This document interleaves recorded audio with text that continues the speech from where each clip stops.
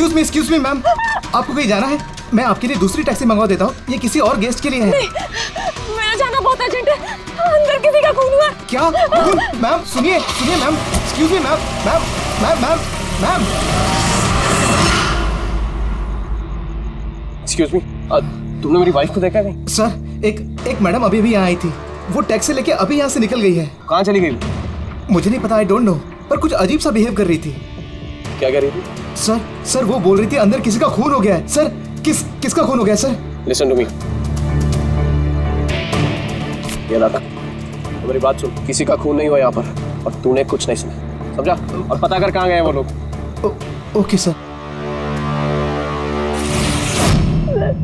वो उसको चाकू मारता रहा, वो मर चुकी थी, वो फिर भी उसको मार रहा था। सर मुझे बचा लीजिए, वो मेरा चेहरा देख चुका है, वो मुझे नहीं छोड़ेगा। मुझे आप शांत हो जाइए, शांत हो जाइए, तुम्हें कुछ नहीं होगा। हम लोग हैं ना यहाँ पर। एक बात बताइए, क्या खूनी ने तुम्हें देख लिया है? खूनी होगा तो देखेगा ना, जब कोई खून नहीं है, कोई खूनी नहीं है, तो कौन किसको देखेगा? सर मैं सुनील कुमार, और ये मेरी पत्नी है सर। ये जो भी बोल रही है ना, ऐसा कुछ नहीं हुआ, ये सब ना सिर्फ इसके दिमाग की उपज है, ऐसा कुछ नहीं हुआ सर। नहीं सर, मैं झूठ नहीं बोल रही। सुनील, आप इनके पति हैं, लेकिन इनको यहाँ डराने की कोशिश मत कीजिए, समझे आप? और हम ये कैसे मान लें कि ये जो कह रही है वो सच नहीं है और जो तुम बोल रहे हो वो सही है? सर वो इसलिए क्योंकि ये बीमार है, इसको स्लीप पैरालिसिस है सर। स्लीप पैरालिसिस यानी नींद का लकवा? नींद का लकवा? ये क्या है? नींद में कुछ देर के लिए आदमी की बॉडी पूरी तरह जड़ हो जाती है, सुन्न हो जाती है। ऐसे में तरह तरह का भ्रम होना, और पेशेंट को ये सब सच लगता है, लेकिन वो चाह कर भी रिएक्ट नहीं कर पाता क्योंकि उसकी बॉडी उस समय पूरी तरह पैरालाइज्ड होती है। इसे स्लीप पैरालिसिस कहते हैं, नींद का लकवा। Is it okay? Exactly sir, हमारी शादी को 6 साल हो गए, और इन 6 सालों के दौरान हर दूसरी तीसरी रात को इसको ये अटैक आता है सर, और इस बार भी यही हुआ है, और कुछ नहीं हुआ सर। हाँ सर, मानती हूँ मुझे ये बीमारी है। जब भी मेरा माइग्रेन का दर्द बढ़ जाता है तो मुझे चक्कर आने लगते हैं, आंखों के सामने सब कुछ धुंधला दिखाई देता है। लेकिन सर ऐसे मैं सोने की कोशिश करती हूँ बस।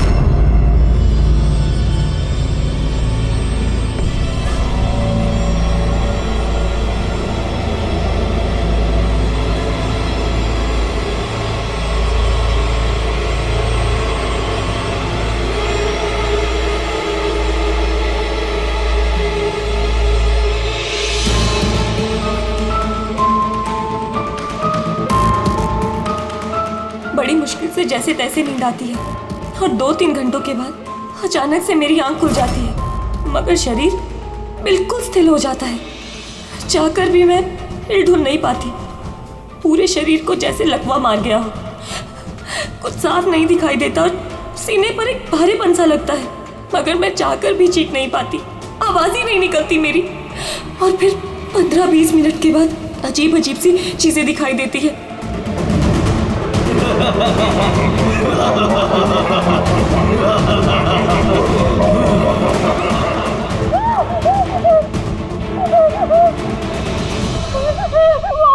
वो मुझे मार देगा, वो आ गया।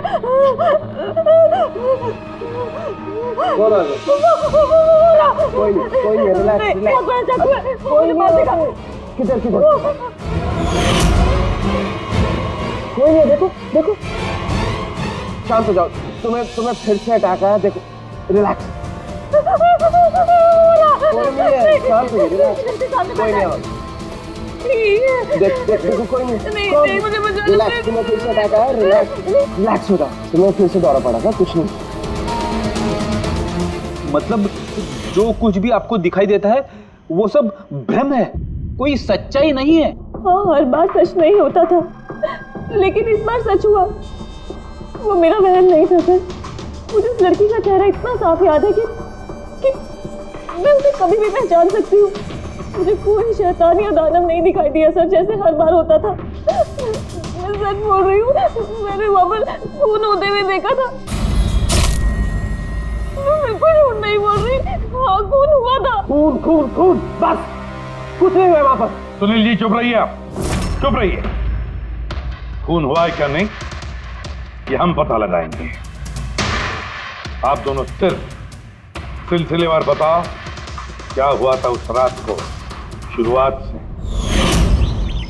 सो हम दोनों यहाँ मेरे कजन अभय की शादी अटेंड करने के लिए आए। कल रात अभय और मिताली मतलब उसकी होने वाली वाइफ के लिए कॉकटेल पार्टी थी। अब है मेरी बात ध्यान से सुनो। मिताली की जितने भी प्रॉपर्टीज और बैंक बैलेंस है तेरे शुरू होने से पहले 60% तुम्हारे नाम ट्रांसफर हो जाने चाहिए।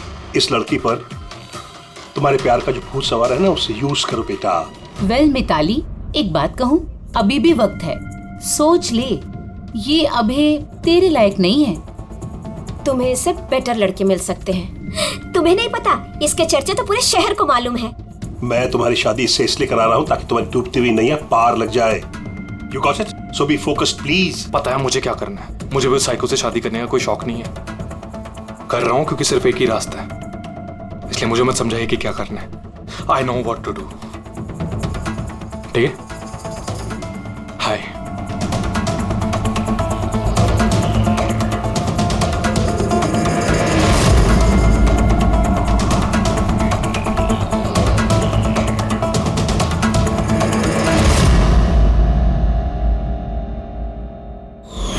फिर पार्टी के शोरगुल में मेरा माइग्रेन का दर्द इतना बढ़ गया कि मुझसे वहां रुका ही नहीं गया। रायमा, क्या हुआ?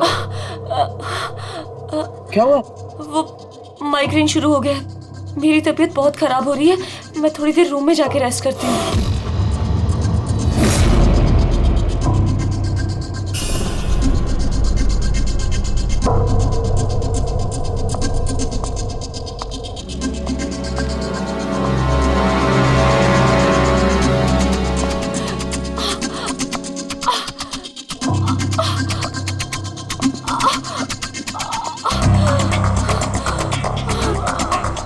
मैं फिर इतनी ज्यादा तकलीफ में थी कि मैंने नोटिस ही नहीं किया कि कमरा मेरा भी है या नहीं।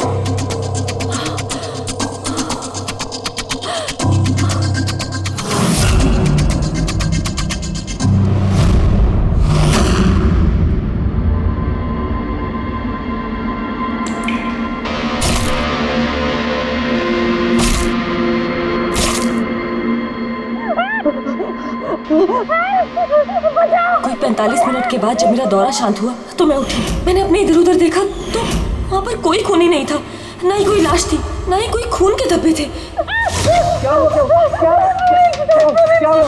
वो आदमी उस लड़की को मार के चला गया। तुम्हें फिर से अटैक है? देखो कोई नहीं, देखो और तुम यहाँ पर क्या कर रही हो? ये हमारा कमरा थोड़ी ना। अच्छा ये सब छोड़ो, तुम यहाँ पे बैठो। मेरी बात सुनो, तुम यहीं पर रखो, मैं तुम्हें पानी लेके आता हूँ। रिलैक्स। मैं भाग के वापस गया तो राइमा वहां से चली गई और वहां से ये आपके पास आ गई और मैं इसके पीछे यहाँ था। लेकिन सर एक बात पक्की है, वहां पर कोई खून नहीं हुआ। ये सब इसके दिमाग की उपज है। सुनील जी, जिस तरह से रायमा ने हमें ये सब कुछ बताया ना, उससे नहीं लगता कि ये सब मन गढ़ंत है। जरूर इसमें कोई ना कोई सच्चाई है। सर वो रूम उन रूम्स में था जो हमने शादी के लिए बुक किए और मैंने अपने गेस्ट लिस्ट में चेक कर लिया, ना तो कोई मिसिंग है ना ही किसी का मर्डर हुआ। सर आप इसकी बात को बिल्कुल मत सुनिए। बस उस शादी को आराम से हो जाने दीजिए, वरना जीत अंकल तो बर्बाद हो जाएंगे और इससे ज्यादा मैं तो सड़क पे आ जाऊंगा। सर शादी में कोई प्रॉब्लम नहीं होगी, हम पूछताछ तो करेंगे, लेकिन अपनी तरीके से।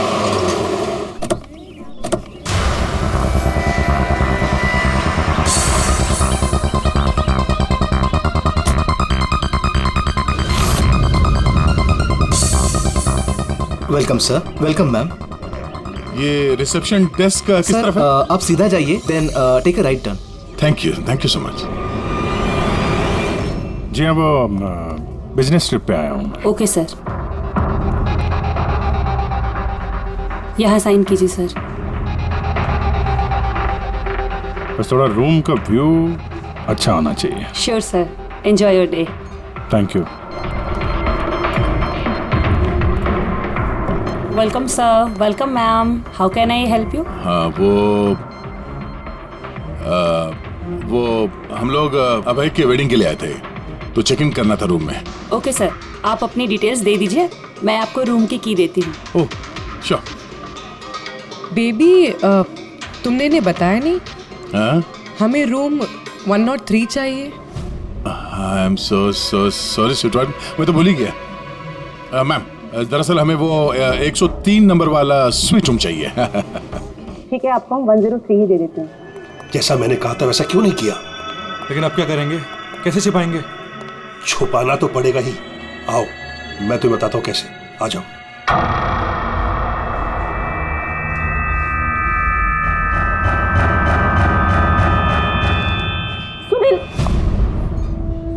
सब कुछ इसी के कारण हुआ।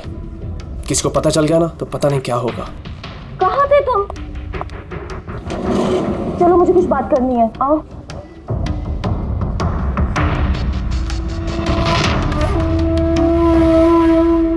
Thank you. Excuse me. Yes sir. मुझे आपका सीसीटीवी सिस्टम चेक करना है। आपके सिक्योरिटी इंचार्ज को बुला सकती हैं? Okay sir.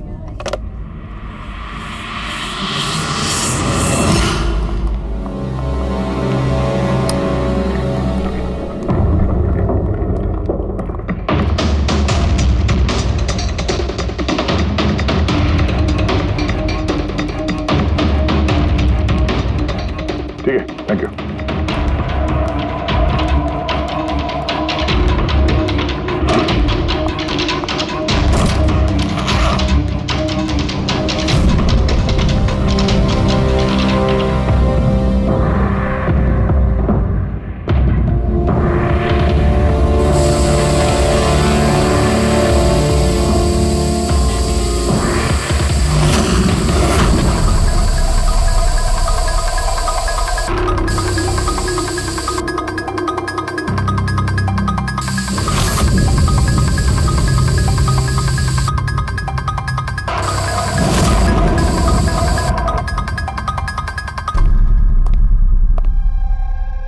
लुमिनॉल टेस्ट से तो कुछ पता नहीं चल रहा है।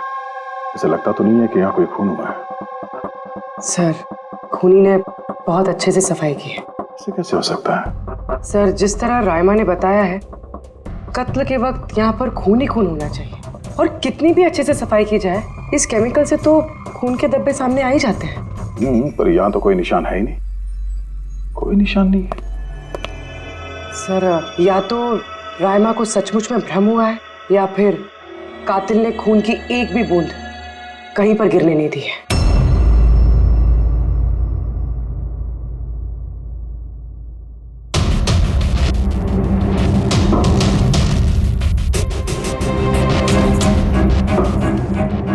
मुझे लगता तुम सही कह रही थी। कातिल ने खून की एक भी बूंद गिरने नहीं दी। ये देखो, खून की एक भी बूंद जमीन पे या दीवार पे कहीं भी नहीं गिरी है, क्योंकि कातिल ने पूरे कमरे को प्लास्टिक के शीट से कवर कर दिया था। सर मतलब रायमा ये सब कुछ प्लास्टिक के उस तरफ से देख रही थी, इसलिए उसे सब कुछ धुंधला धुंधला नजर आ रहा था। हाँ, ये प्लास्टिक शीट्स जहाँ पे जुड़ते हैं शायद एक गैप रह गया होगा, और उसी गैप में से इस लड़की की शक्ल दिख गई होगी उसे। न लाश मिली है, न फिंगरप्रिंट्स, और ना ही कोई खून। लगता है इस केस में हमें फॉरेंसिक से कोई मदद मिलने वाली नहीं है। ये पता लगाना आसान नहीं है कि खून किसका हुआ है, किया किसने, और वो लाश गई तो गई कहाँ? अरे नहीं, वो प्रॉब्लम तो दूर हो गई। एक्चुअली अपना सॉफ्टवेयर करप्ट हो गया था, इसलिए जितनी भी रिकॉर्डिंग हुई थी सब डिलीट हो गई। परसों में जो रिकॉर्ड किया गया था, परसों से लेकर आज तक का जो रिकॉर्ड है सारे डिलीट है। डिलीट हो गया। पिछले 24 घंटे का सारा फुटेज उड़ गया है। खून होने का टाइम रायमा जी ने जो बोला, तब से लेके 24 घंटे तक होटल के अंदर क्या क्या हुआ इसका कुछ पता नहीं है। कमाल है, पहले कमरे को प्लास्टिक से ढक दिया, अब ये सीसीटीवी फुटेज। बहुत शातिर अपराधी है। एक मिनट, तुमने कहा होटल के अंदर का कुछ पता नहीं, और बाहर का? होटल के बाहर सीसीटीवी फुटेज होगा ना? है ना sir, main gate, garden, parking lawn और होटल के पीछे।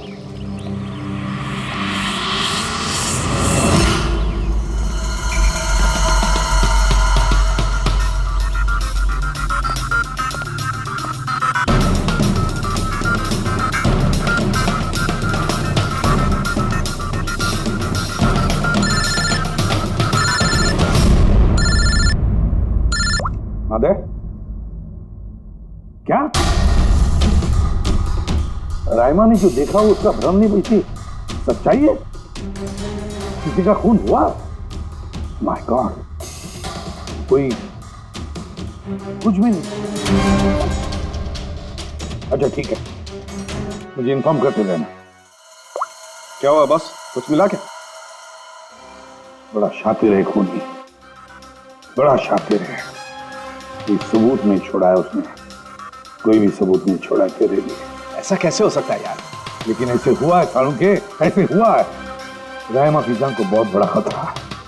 क्या बोल रहे हो, कुछ समझाओ भी। यार हमारे लोगों को वहां पर कोई पुख्ता सबूत नहीं मिला, लेकिन सारी बातें ऐसे दिखाती है कि वहां पर किसी का खून हुआ है। और देख, एक बात याद रख, रायमा चश्मदीद गवाह है, उसने खून होते हुए देखा है और खूनी आसपास ही है, तो रायमा की जान को जरूर खतरा है। और उसका फुटेज? सर वो भी उड़ गया। नहीं, वो उड़ा नहीं है, वो सही सलामत है। अंदर और बाहर के सीसीटीवी कैमरे का केबल कनेक्शन अलग अलग है, इसीलिए वो बच गया। बच गया मतलब फुटेज मिल सकता है? हाँ बिल्कुल, मेरे पास है ना। ये रहा बाहर के कैमरे का फुटेज।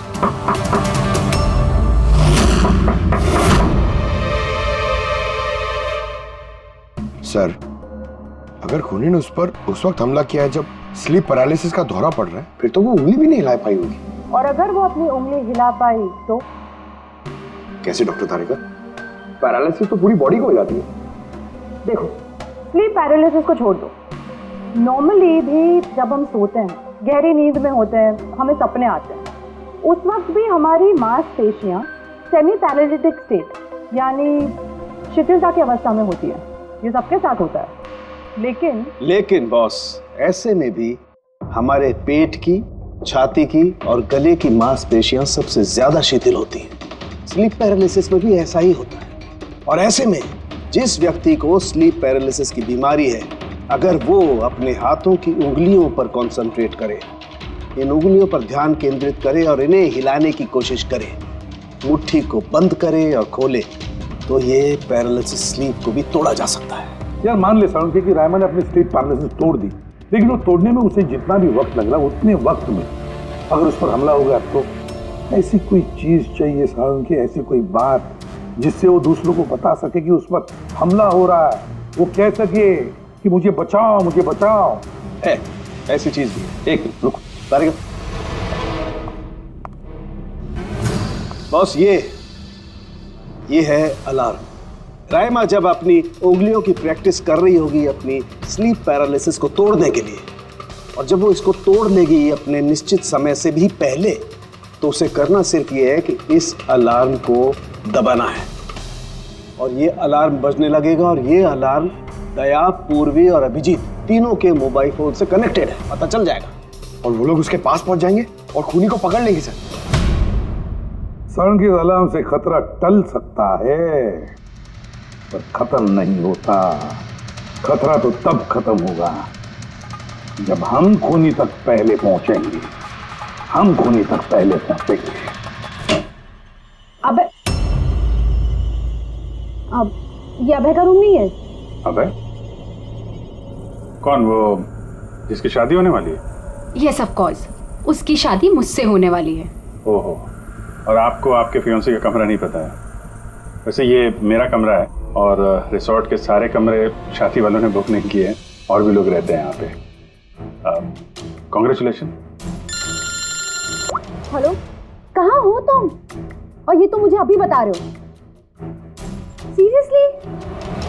लोग जो भी करना है जल्दी करो, मेरे पास ज्यादा वक्त नहीं है। और हाँ, मुझे शादी में ना किसी भी तरह की कोई प्रॉब्लम नहीं चाहिए, ठीक है?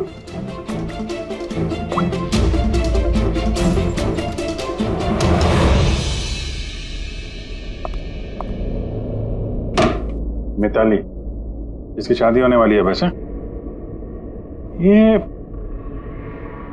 वाकई अभय का कमरा इसको मालूम नहीं होगा क्या? कहीं इसको हम पे शक तो नहीं हो गया? वो तो पता नहीं, लेकिन खूनी को भनक नहीं लगनी चाहिए, क्योंकि अगर ऐसा हुआ तो रायमा की जान को खतरा हो सकता है।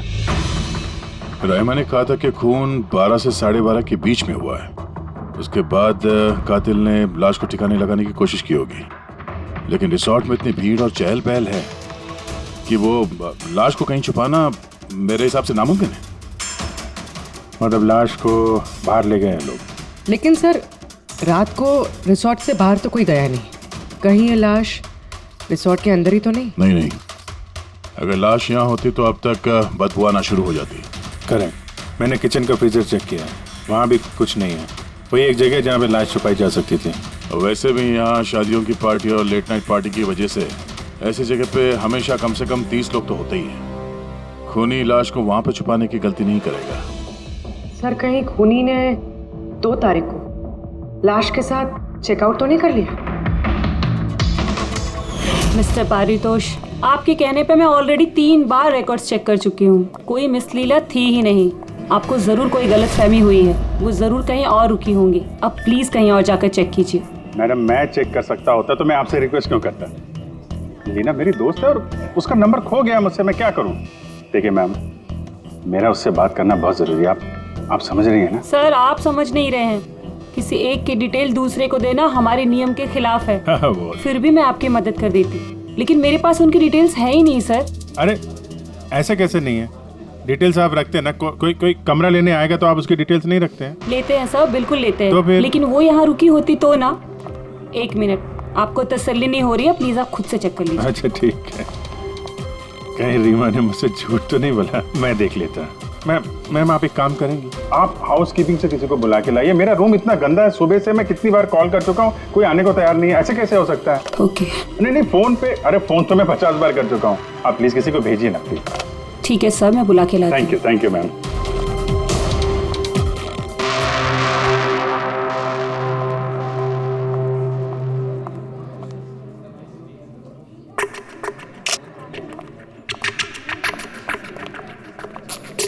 आज जितने लोगों ने चेकआउट किया है उनमें से 4 लोग ऐसे हैं जो आए थे तो शादी अटेंड करने, लेकिन बिना शादी अटेंड किए ही चले गए। शादी बिना अटेंड किए ही चले गए? बड़ी अजीब बात है। ये मिस्टर वलेना, मिस्टर दक्ष, मिसेस मोटवानी और मिस सूजी। सर, मैं इन 4 के बारे में सब कुछ पता करती हूँ। अपूर्वी, रायमा को होटल के बाहर का सीसीटीवी फुटेज दिखाना, मेन गेट का, जहाँ से लोग आते जाते हैं। उसने कहा था ना हमसे कि वो उस लड़की को पहचान लेगी। सर,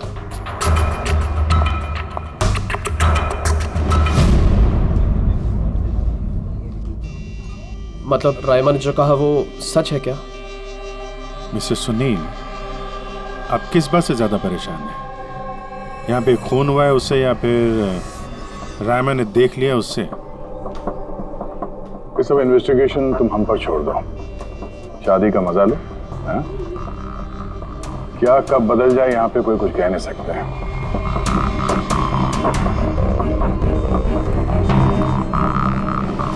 चल भाई चल, अगले फंक्शन के लिए कपड़े रेडी करना है, तेरी हेल्प चाहिए। वैसे लोग कौन थे? तेरे गेस्ट हैं? हाँ, मेरे गेस्ट ही हैं। चल चल चल।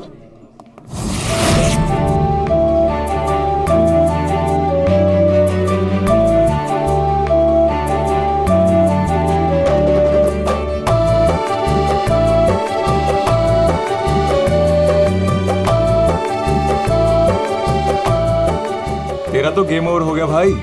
जो तूने गर्लफ्रेंड्स की लाइन लगा रखी थी उसका क्या? अगर मिताली ने सुन लिया ना तो गेम सच में ओवर हो जाएगा। पर भाई मुझे एक बात बता, तू एक लड़की के साथ सारी जिंदगी कैसे बिताएगा? इसके सारे लफड़े हैं ना साइड में चालू हैं। पूछ इससे, कॉकटेल पार्टी में अचानक से कहाँ गायब हो गया था?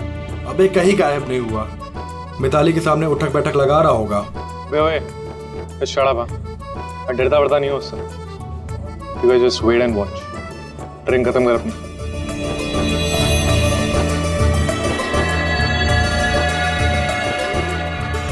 इसका मतलब कत्ल वाली रात अबे पार्टी में नहीं था।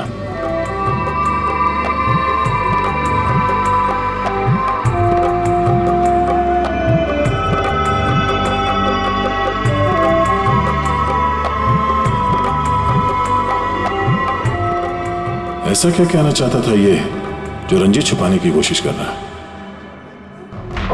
सर, मैडम अभी ठीक है ना? और उस दिन जो मर्डर के बारे में बोल रही थी वो गलतफहमी अभी दूर हो चुकी है ना मैम की? मेरी बात सुन, जो उसको गलतफहमी हुई थी ना वो दूर हो चुकी है। तू भी भूल जा। चल अभी। ओके। अच्छा हुआ कि राइमा माइग्रेन की वजह से अपने कमरे में सो गई है। मौका अच्छा है, अब कुछ ना कुछ तो करना पड़ेगा।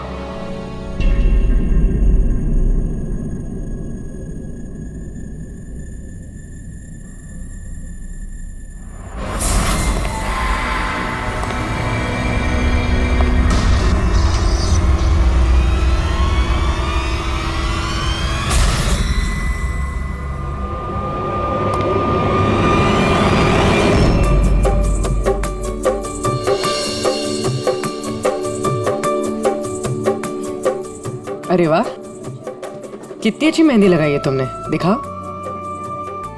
बहुत अच्छी लग रही है। Thank you. All thanks to Alia. Mitali, sweetheart, मुझे तुमसे कुछ बात करनी है। Excuse me. एक सेकेंड। मिताली और अभय की जोड़ी कितनी अच्छी है ना। Perfect couple. Perfect couple. हाँ, अभय दिल पे आशिक है और ये सन की साइको। बिल्कुल एक दूजे के लिए ही बने हैं।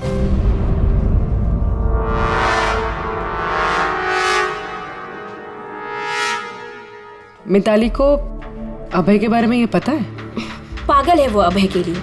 उसको पाने के लिए वो किसी भी हद तक जा सकती है। अगर जरूरत पड़े तो किसी को मार भी सकती है।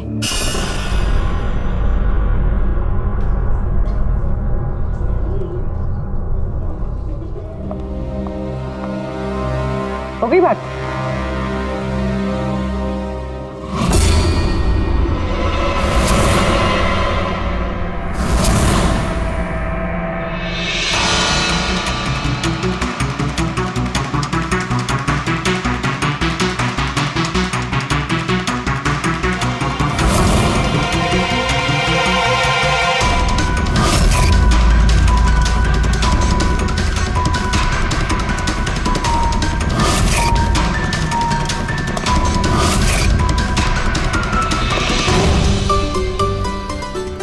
अरे खाली हो गया क्या? अरे नहीं साहब, रिफिल ही करने जा रहा था। अरे यार, ये दूल्हा जो है ये तो बड़ा बहक रहा है। क्या मिस्टर नितिन और वो रंजीत रोकते नहीं है क्या? सुना है कॉकटेल पार्टी में भी बहुत हंगामा किया। उस दिन तो हादी हो गई थी सर। अच्छा, उस दिन भी नहीं रोका इसको? नहीं साहब, कोई बोलने वाला था ही नहीं। रंजीत साहब तो खुद ही 11 बजे के बाद आते पार्टी में, और उनके बेटे अपनी बीवी को तलाश कर रहे थे। बाहर जा रहे थे, अंदर आ रहे थे, कोई बोलने वाला था ही नहीं साहब। अच्छा, मतलब खाली दुल्हन थी पार्टी में? सर वो तो दूल्हे के पीछे पीछे घूम रही थी। सर, इस रिसोर्ट में कई शादियां हुई हैं, लेकिन ऐसी शादी कभी नहीं देखी। हाँ साहब। अरे यार, तुम खाने को लाना यार। अभी लाया साहब।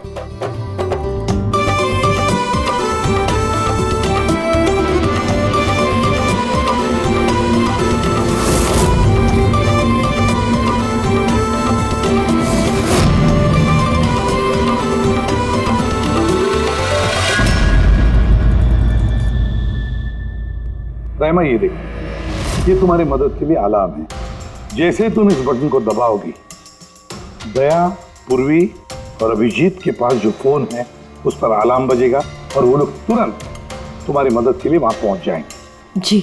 लेकिन जब तुम्हें स्लीप पैरालिसिस हो, अपने हाथों की और पैरों की उंगलियों को हिलाने की कोशिश करना, क्योंकि सबसे कम असर स्लीप पैरालिसिस का हमारे हाथों की और पैरों की उंगलियों पर होता है।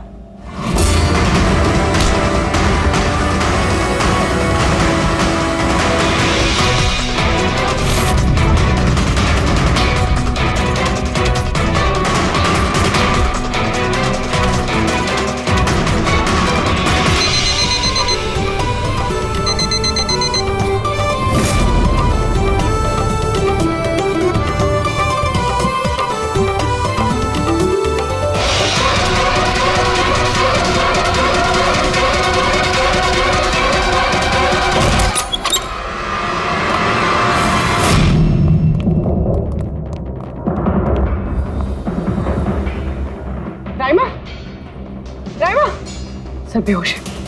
राइमा, राइमा, राइमा होश में आओ।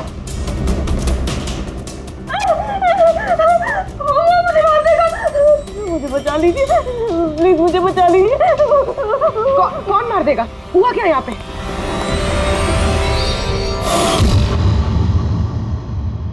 क्यों मिस्टर सुनील, क्या कहना है आप? अब तुम्हें इसकी बात पे विश्वास हो रहा है या अभी तुम्हें अपनी ताऊ जी की रेपुटेशन की फिक्र है? अब मैं क्या ही बोलूं सर, सलिया कि ये जिंदा है। अच्छा, वैसे आप यहाँ आए कैसे? पार्टी तो नीचे चल रही थी, हाँ? और यहाँ पे क्या हुआ किसी ने नहीं सुना, तो फिर आप हमारे साथ साथ यहाँ कैसे आ गए?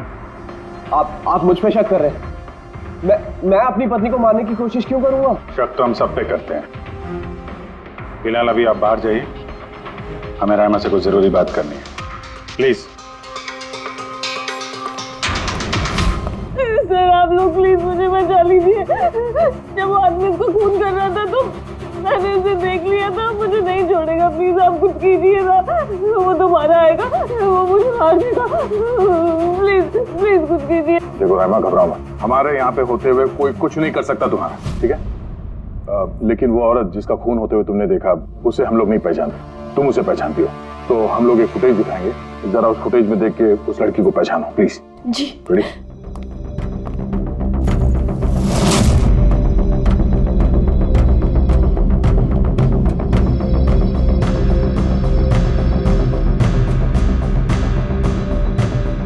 सर यही लड़की थी, वो इसी का खून हुआ था, पक्का ये वही लड़की थी।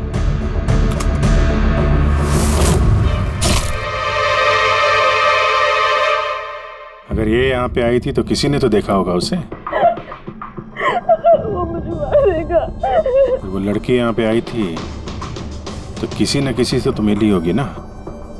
लगता है ब्यूरो जाने का वक्त आ गया। वो 4 लोग जो शादी अटेंड करने आए थे और अटेंड किए बिना ही चले गए, जरा उनसे भी पूछताछ कर लेते हैं। सर मिस्टर वलेना, ये अभय का मैनेजर, ये जरूरी काम छोड़कर आया था शादी अटेंड करने के लिए, लेकिन बीच में ही वापस चले गए। एक तो इन्हें रिसोर्ट की कार ने एयरपोर्ट छोड़ा, दूसरा इनके पास एक छोटा सूटकेस था जिसमें 5.5 फीट की लाश तो नहीं आ सकती थी। दूसरा सर, ये मिसेस मोटवानी और ये मिस सूजी मिताली की लीगल टीम से हैं सर। इन्हें भी किसी ज़रूरी काम से शादी के बीच में जाना पड़ा। ये भी रिसोर्ट की कार में ही गई हैं। एक सूटकेस था और बाकी इनका अपना अपना बैग। और इसमें भी 5 फीट से इंच की लाश तो नहीं आ सकती। और ये लोग वापस शादी अटेंड करने आ भी रहे हैं सर। ये चौथे का दिखाना जरा। ये है दक्ष, ये सुनील का PR मैनेजर है सर। 1 जून को आया था, 2 जून को गया अपनी कार से। 1 मिनट पंकज, जरा इस मिस्टर दक्ष का शादी में आने वाला फुटेज दिखा।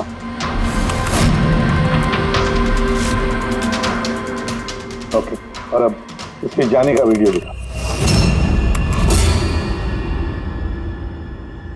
मिस्टर दक्ष आए थे 1 सूटकेस के साथ और जा रहे हैं 2-2 सूटकेस के साथ। शादी से रिटर्न गिफ्ट लेके जाने से।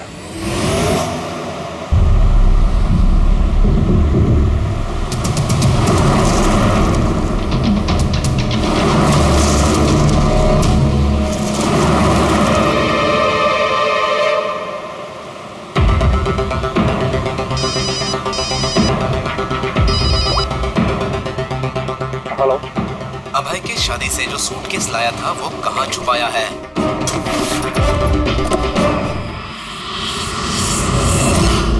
कौन बोल रहा है? और क्या बोल रहे हो तुम? कौन से सूटकेस?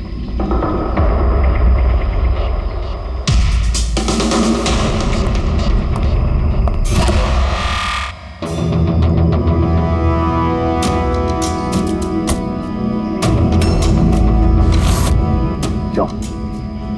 सूटकेस के बारे में तुम यही बताओगे या कहीं और अच्छे से खातिरदारी करे तुम्हारी? क्यों?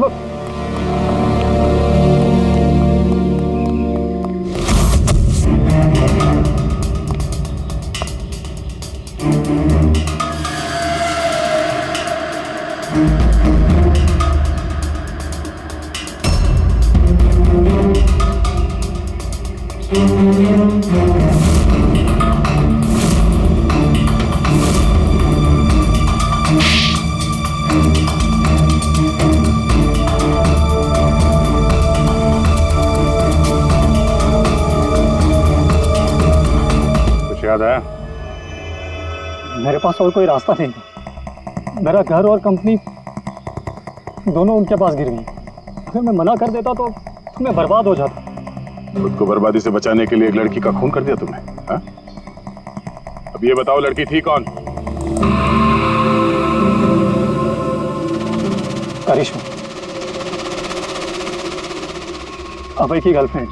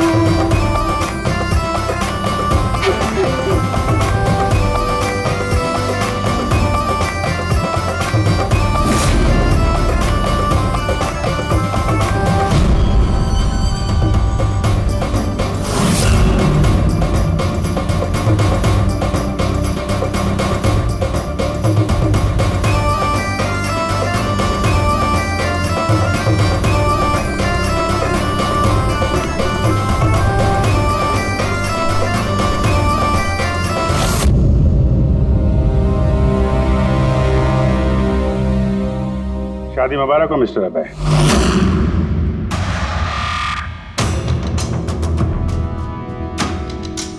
आपके लिए कुछ तोहफे लेकर आए हैं, ऐसे तोहफे जिनके बगैर ये शादी पूरी हो ही नहीं सकती। आपकी दोस्त करिश्मा ने आपके लिए कुछ तोहफे भेजे हैं।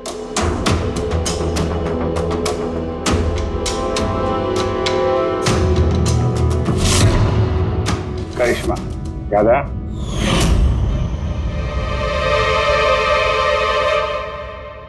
तोहफे देखना चाहेंगे? देखना नहीं चाहेंगे आप? हाँ, देखें। अभी दिखाता हूं। सर नहीं नहीं नहीं, मैं रुकिए प्लीज।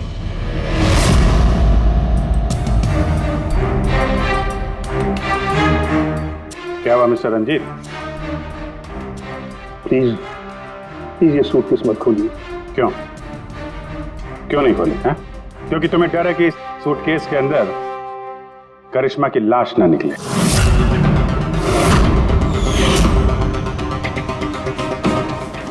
वही करिश्मा जिसे तुमने और दक्ष ने मिलकर मारा, फिर ऐसे ही सूटकेस में भर के उसके लाश के टुकड़े टुकड़े किए और बाहर ठिकाने लगा दिए।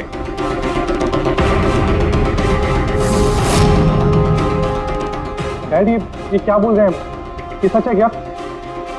हाँ बेटा, ये सच है। मैं क्या करता? मुझे ये शादी किसी भी कीमत पर करानी थी, क्योंकि अगर ये शादी नहीं होती तो हम लोग सड़क पर आ जाते, बर्बाद हो जाते। देख करिश्मा, ये शादी को तोड़ने में तुली हुई थी। अपना मुंह बंद करने के लिए उसने मुझसे 5 करोड़ रुपए मांगे। सच में अगर मेरे पास होते तो मैं दे भी देता, लेकिन नहीं थे मेरे पास।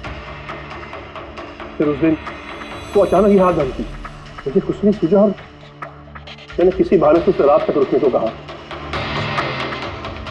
फिर मैंने ये सब प्लान बनाया। फिर मैंने दक्ष को इस प्लान में शामिल किया, क्योंकि मुझे पता था कि दक्ष मुझे ना नहीं कर सकता।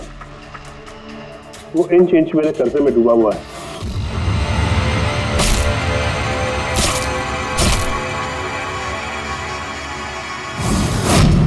सब कुछ ठीक चल रहा था, सब कुछ हो गया था। फिर पता नहीं अचानक ये कहां से आ गई। इसने आकर अचानक सब कुछ देख लिया। मैंने तो इसे भी मारने की कोशिश की थी, लेकिन आप लोगों की टीम ने इसे बचा लिया। एक गुनाह को छुपाने के लिए एक और गुनाह, और इस सब की जड़ है तुम्हारा ये दिल फेंक बेटा। सही समय पर रोक लिया होता तो ये नौबत नहीं आती, और तुम्हारे शादी का असली तोहफा तो तुम्हें अब मिलेगा। एक हत्या और एक हत्या करने की कोशिश के जुर्म में तुम दोनों बाप बेटे जेल जाओगे।